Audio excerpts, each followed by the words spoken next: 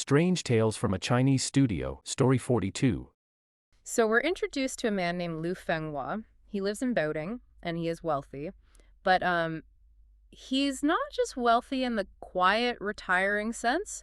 He is aggressively, loudly generous. Almost aggressively so, yeah. The text tells us he constantly hosts up to 100 guests at his estate at any given time. Like 100 people just living there. And he lends money freely. He flat out refuses to keep records of these loans. And surprise, surprise, no one ever repays him. We really need to pause and construct the reality of this scenario in our minds for a second. Hosting 100 guests isn't like a dinner party. No, it's a small army. Exactly. It is a massive logistical enterprise. It means your kitchens are operating 24 hours a day. It means a constant slaughtering of livestock, just an endless flow of wine, and servants working themselves to the bone. It's completely unsustainable. It is. Lu Fenghua is essentially funding and governing a small, parasitic village of sycophants right inside his own walls. Right. It's the classic modern lottery winner syndrome. You see this happen all the time in the news, right? Oh, all the time. Someone wins a massive jackpot, like $100 million, and suddenly they have this massive entourage. People they haven't spoken to since middle school are suddenly sleeping in their guest houses. Yeah, suddenly everyone's your best friend. And the lottery winner, maybe out of guilt, or maybe just a deep-seated desire to be loved and viewed as a savior, they just let them stay. They pay for the trips, they buy the cars, they just keep handing out the cash without keeping score. And, the most dangerous part of that lottery winner syndrome isn't even the financial drain. I mean, that's bad, but it's really the psychological distortion of reality. How so? Well, when you don't keep records of what you lend, you aren't actually treating these people as equals in a transactional relationship. You are treating them as dependents. You're infantilizing them. Precisely. And dependents, historically and sociologically, they eventually come to resent the person they depend on. At the very least, they feel absolutely no true loyalty to them. Because their loyalty is entirely to the open wallet, not the human being holding it. Right. You aren't buying friendship, you're buying an audience. You're buying applause. Which is such a hollow way to live. But into this absolute circus of an entourage steps one very specific exception. A man named Gong Mengbi from Shaanxi. He's such a fascinating character. He really is, because Gong is completely different from the rest of them. He stays for months at a time, but he never asks for a dime. He doesn't want loans. His conversation is clear, refined, and he seems purely interested in a genuine connection with Lu Fenghua. He essentially provides the singular, authentic presence in a house full of funhouse mirrors. That's a great way to put it. While the other 99 guests are constantly running this internal calculus on how to extract maximum value from Lu, Gong is just observing. He is participating in the life of the household, not the commerce of it. Right. He totally removes himself from the economy of the estate. But here is where it gets incredibly strange and, honestly, a little chaotic. It does get very weird here. Gong starts interacting heavily with Lu's young son, Lu He, and they develop this bizarre, destructive game. Gong and this young boy start playing with pebbles. Which sounds innocent enough. Yeah. But they don't just toss them around in the courtyard. They actively bury them under the floorboards of the house, pretending the pebbles are gold. Which is wild. It's completely unhinged. In the process, they are physically tearing up the floor of this massive 5-section estate. They are digging into the foundation. And everyone else is just watching this happen? Right. Everyone else in the house is laughing at them. The other guests think it's incredibly childish, even pathetic. But the boy, Lu He, absolutely adores Gong. He prefers spending his time with this eccentric man over all the other so-called sophisticated guests. We really need to look at the stark contrast the author is building here. You have the adult guests engaging in what they perceive to be high-status, sophisticated adult behavior. The feasting, the politics. Exactly. They are feasting, debating politics, securing unrecorded loans, flattering the host. They view themselves as the important figures in this ecosystem. But they're really just parasites. Yeah. And then you have Gong, an adult man who literally gets down in the dirt with a child and plays make-believe. But if we analyze the long-term utility of these actions, who is actually doing the important work? I mean, Gong is the only one actually investing in the future of the family, even if he's doing it by ruining their flooring. Precisely. Gong is engaging in a deeply observational, formative relationship, whereas the entourage is entirely superficial and transactional. So it's not just a game to him. Not at all. Gong isn't just playing a silly game to pass the time. He is actively studying the boy's character. He is observing how the young Liu. He understands the concept of value, how he engages with his own imagination, how he commits to a physical task. It is an extended psychological test. But tearing up the floorboards of a luxury estate, I mean, think about the optics of that. If you go to a billionaire's mansion today and start taking a crowbar to their imported hardwood floors just to hide rocks, you're getting thrown out immediately. It's chaotic. It is deeply destructive on a literal level, yes. But think about what he is doing symbolically. Okay, lay it on me. He is physically digging into the foundation of this incredibly wealthy, superficial environment. He is bypassing the feasting and the noise on the surface to plant something in the bedrock with the next generation. Oh, wow. That's actually brilliant. It's a fantastic physical metaphor for what's to come. This era of plenty, this house with 100 guests, it's structurally unsound. Unchecked generosity without discernment is basically financial suicide. The floor is going to collapse anyway. And that leads us directly into the fallout. Because when an ecosystem is built entirely on a lack of accountability, a collapse isn't just a possibility, it's a mathematical certainty. It's inevitable. And what makes this particular collapse so painful is that it doesn't happen overnight. It's not a sudden bankruptcy. It's a slow, agonizing 10-year decline for the Liu family. A decade of just watching it slip away. Yeah, the money slowly dries up, the feasts get smaller, they have to start selling off tracts of land just to afford basic meals, to keep up appearances, to continue hosting a dwindling number of people. Which is just tragic. It is. And as the money vanishes, so do the friends. It's a brutal reality check. By the time the father, Liu Fenghua, passes away, the family is so completely destitute that they literally do not have enough money to buy the supplies for a basic wooden coffin for his funeral. It is the ultimate inevitable tragedy of that lottery winner analogy we talked about. The entourage evaporates the very second the music stops and the bar closes. They just scatter like roaches. Exactly. 10 years of funding other people's lives, 10 years of open doors and open wallets, and in the end, you die alone, and your family can't even afford to bury you with dignity. But Gong Mengbi returns. Out of all those hundreds of people, Gong actually comes back. The one true friend. Right. And he pays for the funeral entirely out of his own pocket. And the son, Liu He, who is now a young man navigating this horrific grief and poverty, is incredibly grateful. He trusts Gong completely. As he should, given the circumstances. But then Gong's behavior shifts from eccentric to what looks like absolute insanity. Oh, this part is so bizarre. Every single time Gong leaves the house and comes back inside from the street, he smuggles in rubble. Literal broken bricks, street stones, debris hidden up his sleeves. They're dragging dirt into a grieving house. Yeah, and he walks into the dark, empty, ruined corners of the house, and he just tosses the rubble there. He is quite literally bringing the weight, the dirt, and the debris of the harsh outside world into the domestic space. He's filling the emptiness left by the wealth with the most common, worthless material imaginable. And Liu He is just watching this happen. He's probably thinking like, okay, my dad's one true friend has completely lost his mind. Right, he's probably terrified. But Liu, he doesn't have the luxury of just observing this quirk because he is drowning. He has absolutely nothing. So one day, the pressure just breaks him. Understandably so. He goes to Gong and he complains bitterly about how agonizing it is to be poor, the cold, the hunger, the shame of it all. And Gong turns to him, doesn't offer a shoulder to cry on, and instead delivers this incredibly harsh, chilling truth. It's a tough moment. He says, and I'm quoting the text directly here, "You don't know the hardship of working. Even if I gave you 1,000 pieces of gold, you'd spend it instantly. A man should worry about not being independent, not about being poor." Wow. And after dropping that absolute anvil of a life lesson onto this grieving, starving kid, Gong just vanishes. He completely disappears without a trace. It's a magnificent, highly theatrical exit. And an incredibly bitter pill for Liu He to swallow. Okay, but I have to push back on this, though. Let's really look at Gong's behavior here. Okay, let's look at it. If Gong really cared about this kid, and he clearly did, I mean, he paid for the dad's funeral, he spent months playing with him as a child, why just abandon him when he is at his absolute most vulnerable? It does seem cruel on the surface. Right. Think about it. Gong clearly has means.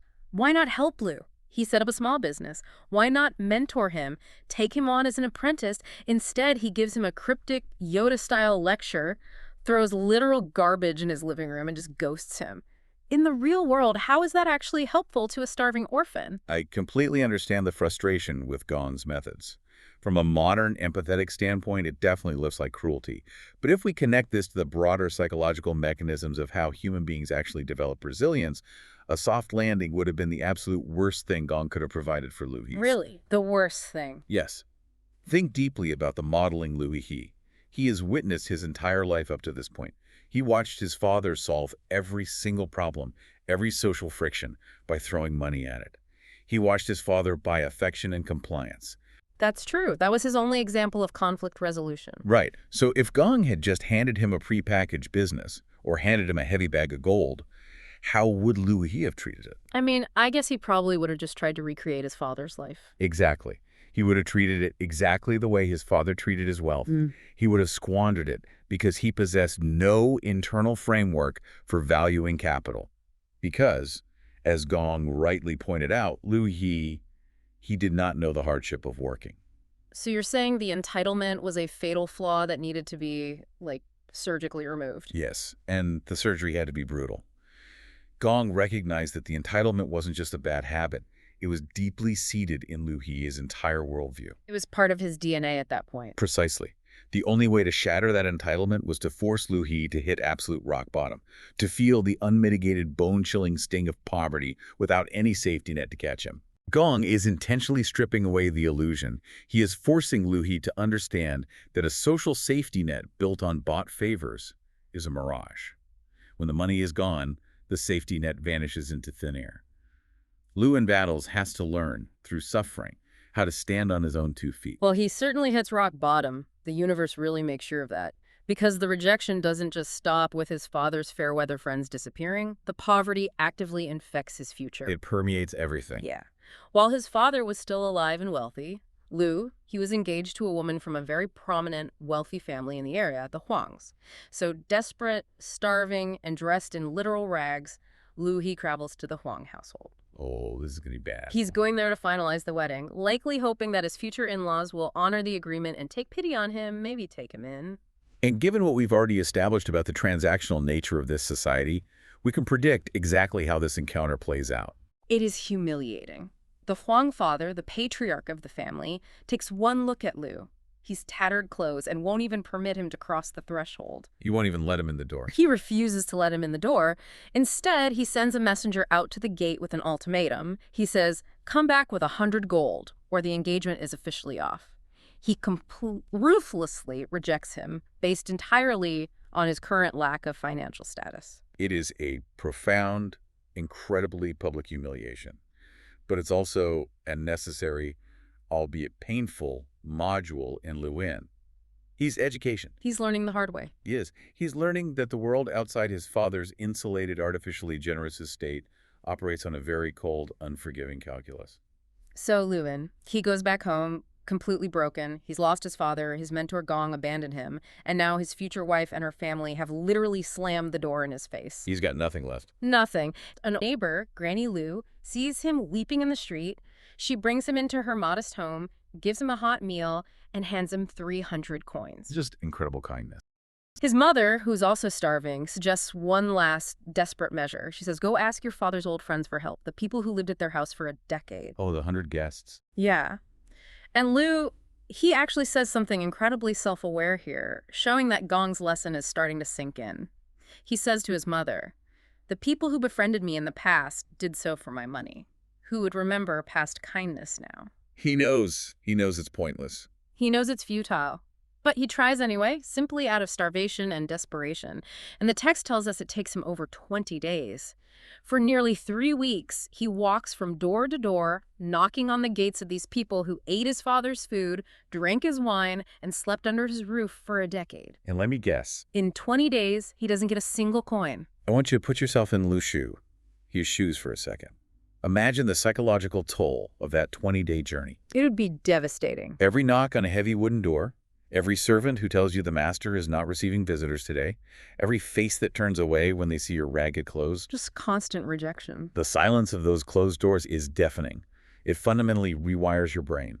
It obliterates any lingering naivety about the nature of transactional relationships. But here's where it gets really interesting. He does eventually get help, but it comes from the absolute last places you would expect. It comes from the very bottom of the social ladder. This part is so moving. Not the wealthy guests, not the aristocrats. An actor, which we need to clarify for the listener, in that specific historical and cultural context, acting was considered an extremely low status, almost untouchable profession. Right, they were at the very bottom of the hierarchy. Exactly. So an actor named Li Si hears about Liu He's situation, and Li Si actively seeks him out and gives him a single piece of gold. Why? Out of pure gratitude, because he remembered Liu's father being kind to him once, years ago. This is a beautiful, piercing subversion by the author. Think about the symmetry here. Mm. The people with the most resources, the guests who actively extracted the most value from the father's estate over a decade, give absolutely nothing when asked. Yet the people with the least resources, the people who occupy the margins of society and perhaps receive the absolute least from the father's massive wealth, they give everything they possibly can. It's such a stark contrast. It highlights a profound sociological truth. True generosity and loyalty are rarely tied to the size of a person's bank account. They are tied entirely to the internal integrity of the individual. It totally flips the script, and it leaves Liu He in a position where his entire worldview has been demolished and rebuilt. Having lost all the wealthy, fair-weather friends, his universe is now reduced to his mother, the enduring memory of his father's actual isolated good deeds, and the harsh, undeniable reality of his own lack of independence. And this structural collapse of his old life perfectly sets the stage for the pivotal character of the entire narrative. The one person whose loyalty, remarkably, isn't tied to a ledger or a bank account. Yes. We have to talk about the defiant daughter, the fiancée from the Huang family. This woman is an absolute force of nature. She is incredible. She somehow learns what her father did at the Jade, how he cruelly rejected Liu He and demanded 100 gold. And she absolutely refuses to go along with it. She confronts her parents and tells them, Liu isn't poor by nature. To abandon him now is inhumane. She just calls them out. And she just digs her heels in. Her parents scream at her, they berate her, they curse at her day and night to break the engagement and marry someone wealthy. But she remains entirely unmovable. We really need to unpack the gravity of her defiance because it raises a critical question about moral agency. Okay, let's get into it. In this specific historical and cultural setting, the patriarchal structure demanded absolute, unquestioning obedience from a daughter. A daughter defying her parents over an engagement wasn't just rebellious, it was practically unthinkable. Just wasn't done. Right. It was a violation of filial piety, which was the bedrock of their society. For her to stand up to her father and declare, no, your actions are inhumane, and I will not participate in them, she is risking total ostracization. She is operating on a moral plane that towers over everyone else in the story so far. And the universe, or cosmic karma, seems to aggressively agree with her moral stance, because shortly after this massive family argument, disaster strikes the Huang household. Karma comes around fast. It does. Bandits attack their estate in the dead of night, they torture the parents, they ransack the property, and they steal absolutely everything of value. The wealth is wiped out in hours. Just gone. Over the next 3 years, this arrogant, wealthy family falls into the exact same pit of absolute grinding poverty that Liu He is experiencing. The Wheel of Fortune turns violently. It's the author's deeply cynical yet accurate way of demonstrating that wealth is inherently unstable. It can disappear overnight. Exactly. If your entire family's value system, your entire justification for treating others poorly is based on something that a group of men with swords can steal in a single night, then you actually possess no real value system at all. Your superiority was an illusion. Right. And the father, Huang, who is now desperate, humiliated, and starving, decides to solve his problem the only way he knows how, by treating human beings as disposable commodities. Oh, this part is dark. He agrees to sell his own daughter, the fiancée, to a Western merchant for 50 gold. Let's dwell on the horror of that for a moment. This is the ultimate degradation of the patriarchal mindset. That's disgusting. He previously demanded 100 gold from Liu. He merely to honor an existing engagement. Now, driven by his own physical hunger and loss of status, he is pricing his own flesh and blood, his daughter, at a mere 50 gold to save his own skin. Just reducing her to a price tag. It is a stark, nauseating quantification of the human soul. And selling her to a Western merchant in this context implies a total severing from her culture, her home, her identity.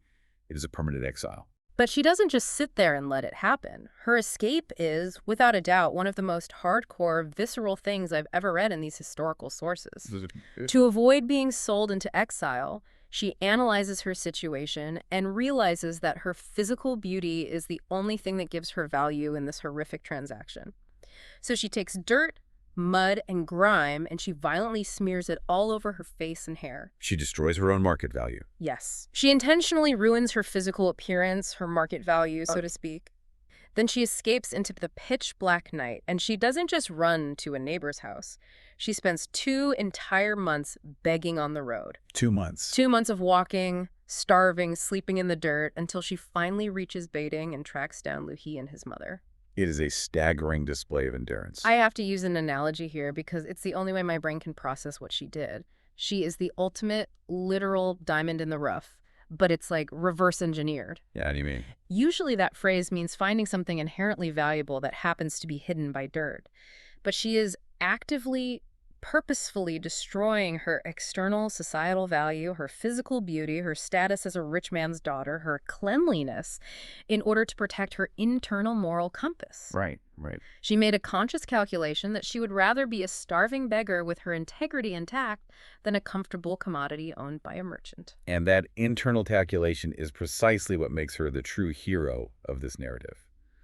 What's fascinating here is the parallel between her actions and Gong Mengbi's actions. Oh, I see where you're going with this. Gong stripped away the illusions of Lu. He's wealth by throwing rubble in his house.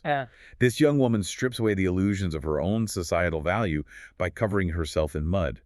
But she inflicts this harsh reality upon herself. Yeah, she chose it.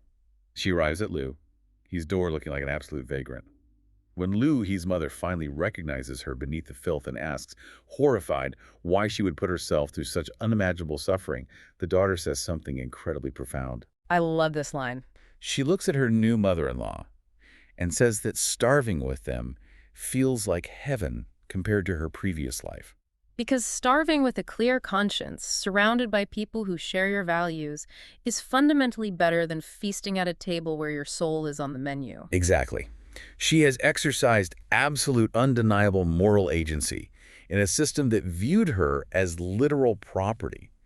And her arrival at this dilapidated house, at the lowest possible point for all of them, is the precise trigger for the turning point of the entire saga. It changes everything. Her arrival doesn't just bring moral clarity to the household, it literally, physically leads to the unearthing of their salvation. It does, because shortly after she arrives, she's exploring this ruined, dilapidated house they are barely surviving in. They are living in absolute squalor. She wanders into one of the dark, dusty, neglected corners of the estate, the exact corners where Gong Mengbi used to throw his handfuls of rubble and broken bricks years ago. The very same spots. She is walking through the gloom, and she kicks something hard. But it doesn't sound like a brick. She looks down, brushes away the dust, and it isn't a broken street stone. It's solid white silver. The rubble. The debris that Gong brought into the house to signify the harshness of the outside world was wealth all along. It's mind-blowing. They realized that every single piece of debris Gong threw into the house over those months was actually chunks of solid silver disguised as rocks. Unbelievable. They immediately used this newfound silver to buy back the sections of the massive estate that they had pawned off over the years just to survive. And then, as they are standing in their reclaimed home, it hits them. The game. The weird, destructive childhood game where Gong and little Lu, he buried pebbles under the floorboards. They grab tools, they rip up the floorboards, and sure enough, all those innocent little pebbles they buried a decade ago have miraculously transformed into massive, heavy caches of silver. In an instant, this starving family is richer than they had ever been, even at the absolute peak of the father's wild spending. Okay, we need to pause the narrative here and really look at the mechanism of this miracle. Because the author isn't just using magic for the sake of a convenient fairy tale ending. Right, it's not just a plot device. The magic has a deeply specific psychological purpose. So what does this all mean? Why the elaborate decade-long trick? Think about how much suffering could have been avoided. Why go through the massive theater of hiding the wealth as rocks and pebbles for years, instead of just pulling young Lu He aside, handing over the inheritance and saying, hey, kid, your dad was terrible with money. Here's a fortune. Be careful with it. Because words simply do not teach the way experience teaches. A lecture on financial responsibility is meaningless to someone who's never been hungry. That makes a lot of sense. We have to go back to Gong's harsh warning before he vanished. Even if I gave you 1,000 pieces of gold, you'd spend it instantly. Wealth handed to an immature, untested mind isn't a gift, it is a curse. It's handing a loaded weapon to a toddler. It would have ruined him. Gong didn't hide the wealth behind illusions to be cruel. He hid it to protect the wealth from Lu. His entitlement, and more importantly, to protect Lu from destroying himself with it. He had to wait until the vessel was strong enough to hold the water. If he poured it in too early, the vessel would just shatter. Precisely. Look meticulously at the timing of when the fortune is revealed. It is not revealed when Lu He was walking door to door, begging at the gates of his father's fair-weather friends. No. It is not revealed when he is crying to Gong about the unfairness of being poor. The fortune is only revealed after Lu. He has experienced the crushing, humiliating reality of true poverty. After he has learned the immense life-saving value of a single coin given by an actor. Then after his wife arrives. And crucially, yes, the wealth is discovered by the wife. It is unlocked by a woman who has demonstrably proven she possesses unshakable integrity, a woman who literally valued her humanity over 50 pieces of gold.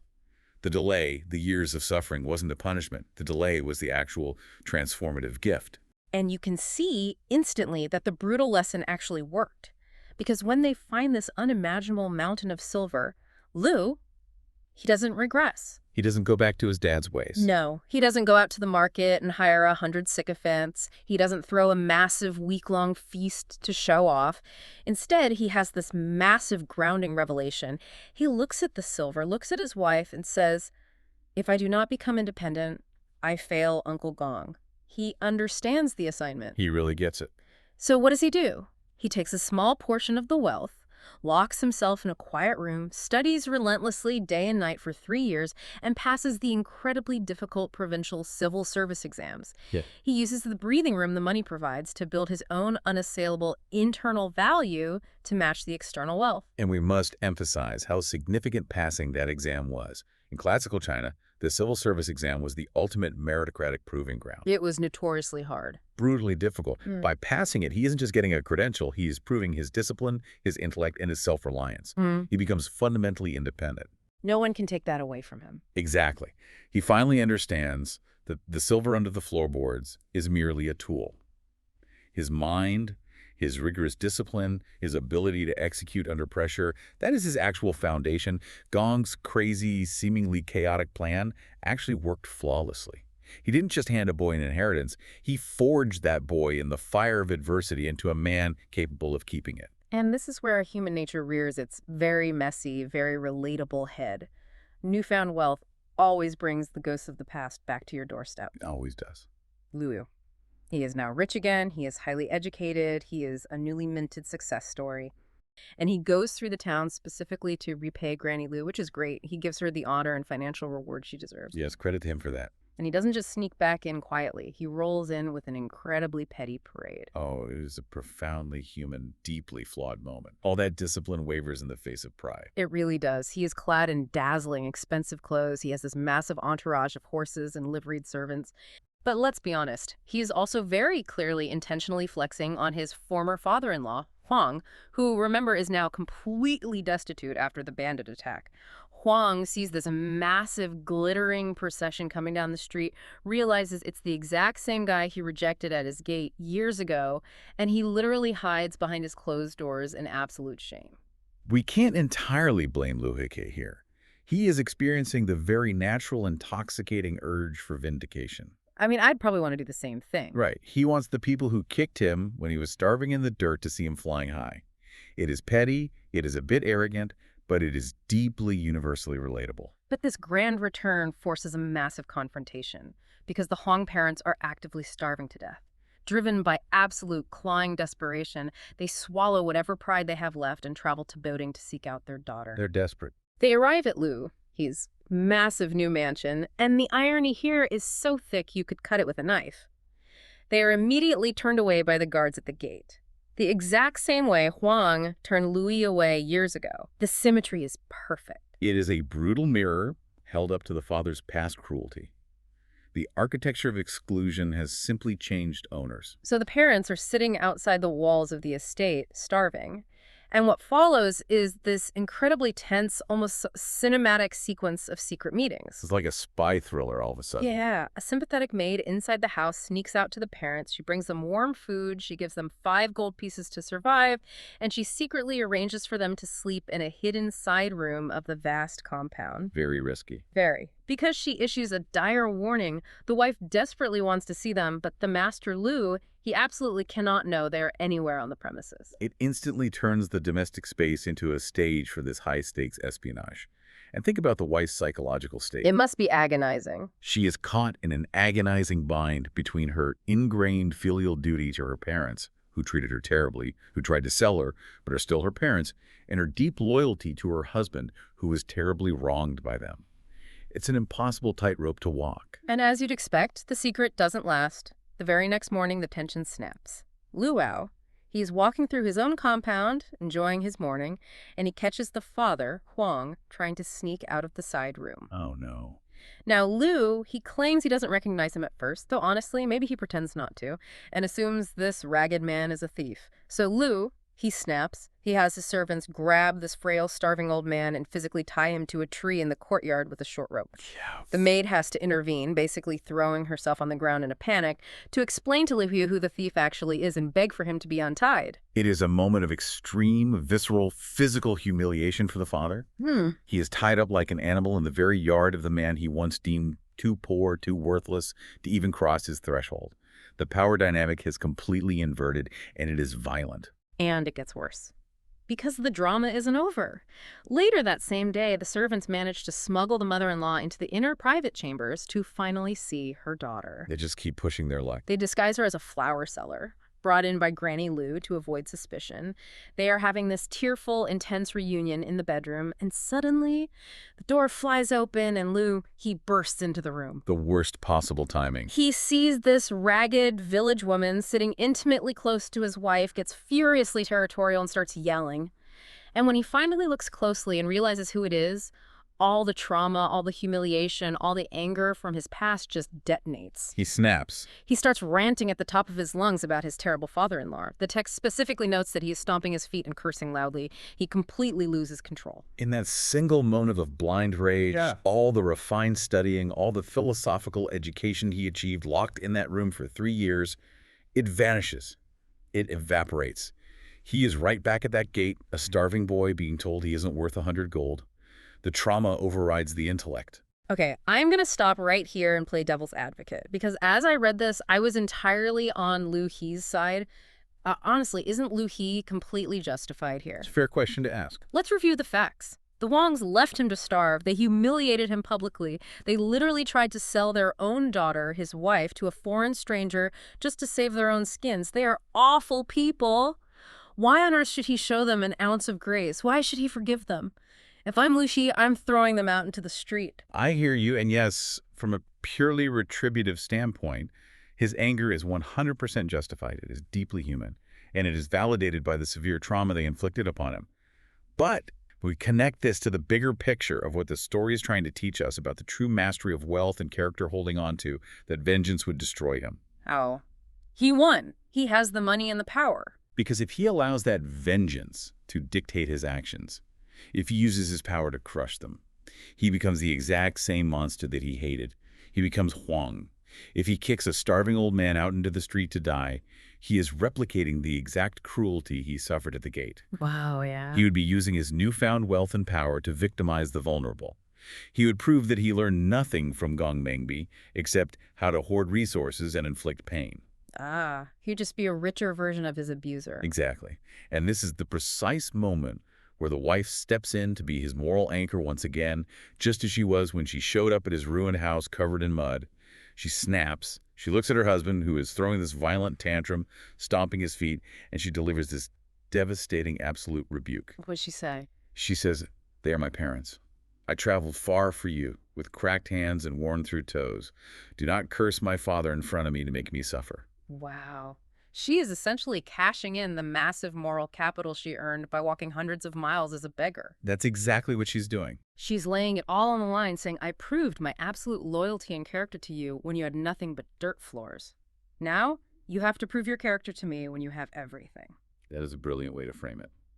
She is pulling him back from the precipice of arrogance and cruelty. She is reminding him forcefully that wealth is not just a tool for personal independence or petty vindication. It is a tool for magnanimity. It is a mechanism for breaking the cycle of cruelty. If he cannot forgive, the wealth owns him. He does not own the wealth. And the amazing part of the story is that he listens to her. He stops stomping his feet. He takes a breath. He actually repents. It shows real growth. He apologizes for losing his temper and letting his trauma control him. And he doesn't just forgive them with empty words, he takes action. He gives the parents 100 pieces of silver. It is a gesture that is simultaneously incredibly generous and surgically pointed. It's brilliant. It really is. It allows the parents to live comfortably and safely in their old age, fulfilling the societal requirement of filial piety, but it also firmly, undeniably establishes the moral and power hierarchy. Lou. He has finally, truly mastered his wealth and, more importantly, his emotions. He has synthesized everything. He utilized his wealth with wisdom, with profound gratitude, and with firm boundaries. He took care of the people who genuinely helped him, Granny Lou, the actor, Lee Si, and he neutralized his enemies not by destroying them, but by outgrowing them, but showing a grace they were incapable of. Which makes the author's epilogue hit so much harder, because just when you think this epic, sprawling story is perfectly resolved, the author shifts gears completely and drops this starkly contrasting, dark mini-story right at the very end of the text. It's quite jarring. It's like a palate cleanser, but a really bitter, disturbing one. It is a masterful structural choice by the author. Having just shown us the pinnacle of how wealth should be managed, he immediately provides the darkest possible antithesis to everything Lou he just learned. Right. So the author introduces this local rich man, basically the ultimate miser. This guy has hundreds and hundreds of pieces of silver hoarded and buried deep in a cellar beneath his house. A literal dragon sitting on gold. Exactly. But he is absolutely terrified, possessed by the fear that people will find out he is rich and try to take it from him. So, to hide his immense wealth, he wears tattered, filthy clothes every day. He eats animal feed just to appear utterly destitute to his neighbors. It's a miserable existence. If anyone even casually suggests that his family might have some money hidden away, he gets furiously angry, like they just insulted his ancestors. We have to delve into the psychology of this miser. He is suffering from a terminal scarcity mindset. He is possessed by his wealth. The silver in the cellar owns him completely. He has essentially imprisoned himself to serve as the warden for his own money. It's a sickness, and it leads to the most pathetic, horrifying end imaginable. In his old age, determined to save even more pennies, he resorts to eating a single measure of elm bark a day. Elm bark. The text goes out of its way to describe the physical horror of this. The skin on his arms is described as sagging an inch long from sheer prolonged starvation. He is literally slowly starving himself to death, sitting directly on top of a cellar full of life-saving silver, and he absolutely refuses to unearth it. His paranoia, his obsession with guarding the potential energy of the wealth, has completely overridden his basic biological survival instinct. He is dying to protect pieces of metal. The deathbed scene is haunting. It's straight out of a horror movie. He is dying. He is so weak he can't even speak anymore. But suddenly, in his final moments, the fog lifts just enough for him to realize he needs to tell his sons where the money is hidden or it's lost forever. The realization must have been awful. So he is frantically scratching at his own chest, trying to point toward the cellar, trying to communicate through the panic. But all he can manage is a faint croak before he finally dies. And because he never told them his secret, his sons have no idea the silver is under their feet. They are so desperately poor they can't even afford a basic wooden coffin for him. They have to bury their father wrapped in cheap straw. It is the ultimate, crushing, tragic irony. He lived his entire life in artificial poverty to protect a fortune, only to inflict actual poverty on his children because he couldn't let go of the secret.